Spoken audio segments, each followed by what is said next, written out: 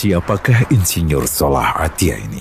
Mengapa kematian beliau menggemparkan Kairo dengan pemakamannya yang dihadiri lebih dari 1,5 juta orang? Mari kita simak kisah dari Asosiasi Universitas Islam Mesir ini.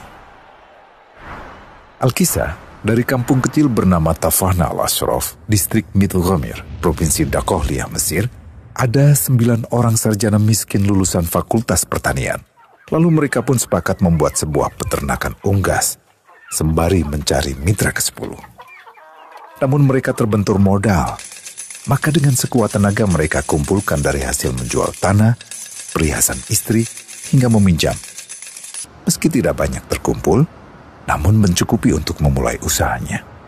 Pertanyaan tersisa, siapa mitra yang ke-10? Insinyur Salah, satu dari mereka pun berkata, "Aku sudah menemukan mitra yang ke-10. Siapa?" kata teman-temannya. "Allah," lanjutnya. "Allah akan menjadi mitra usaha kita yang ke-10. Allah akan mendapat 10% dari keuntungan kita. Dengan perjanjian, Allah yang akan memberikan perlindungan dan pemeliharaan, keamanan dari segala wabah penyakit." Akhirnya mereka pun sepakat. Kontrak kerjasama pun ditulis secara rinci dan dicatatkan ke notaris, lengkap dengan peran mitra ke-10 tersebut. Tak disangka, setelah 1 musim bisnis mereka langsung meroket, jauh dari yang dibayangkan sebelumnya. Lalu mereka pun kembali bersepakat menambah jatah keuntungan mitra ke-10 menjadi 20% di musim kedua, dan begitu seterusnya hingga mencapai 50%. Lalu bagaimana keuntungan mitra ke-10 itu dialokasikan? Dimulai dengan membangun sekolah dasar Islam putra, lalu lanjut putri, kemudian sekolah menengah putra, kemudian putri. Tambah lagi madrasah aliyah putra, lalu putri. Tapi karena keuntungan terus membanjir, akhirnya dibentuklah Baitul Mal. Dan mereka pun mengajukan ke pemerintah untuk membangun universitas di kampung. Awalnya ditolak dengan alasan tiadanya akses bagi para mahasiswa. Tak berapa lama mereka pun mengajukan pembangunan universitas lengkap dengan stasiun kereta beserta jalurnya dengan biaya mandiri. Akhirnya permintaan ini disetujui, dan pertama dalam sejarah Mesir berdirilah sebuah universitas di perkampungan kecil. Semakin berkembang, dibangun pula fakultas kedua, ketiga, keempat hingga asrama putri dengan kapasitas 600 kamar. Lalu asrama putra dengan 1.000 kamar. Tiket kereta api pun digratiskan untuk memudahkan transportasi menuju kampung tersebut. Tak cukup hanya itu, dibangun Baitul Mal berikutnya hingga hilang kemiskinan di daerah tersebut.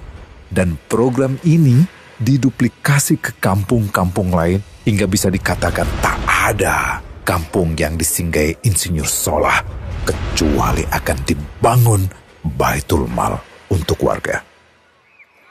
Bantuan pun diberikan untuk fakir miskin dan para janda.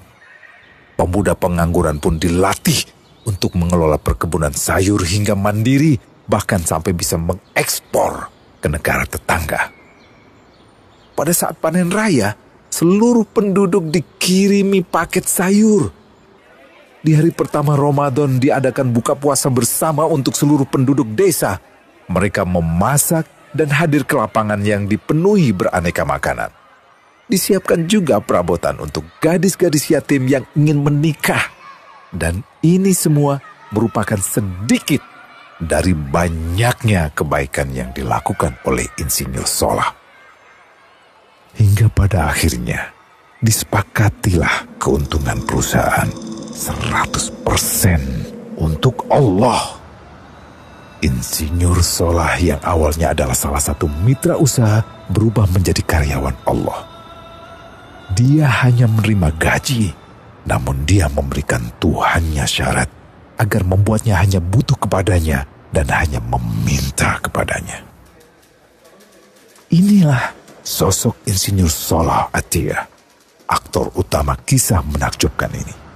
Keikhlasannya membuat ia sama sekali menolak terkenal di media massa. Dan kini, meski orang yang melibatkan Allah ke dalam bisnisnya ini telah wafat, terbayang seluruh amal jariahnya yang selalu mengalir untuknya. Masya Allah. Pertanyaannya, akankah ini hanya menjadi sebatas kisah saja? Atau menjadi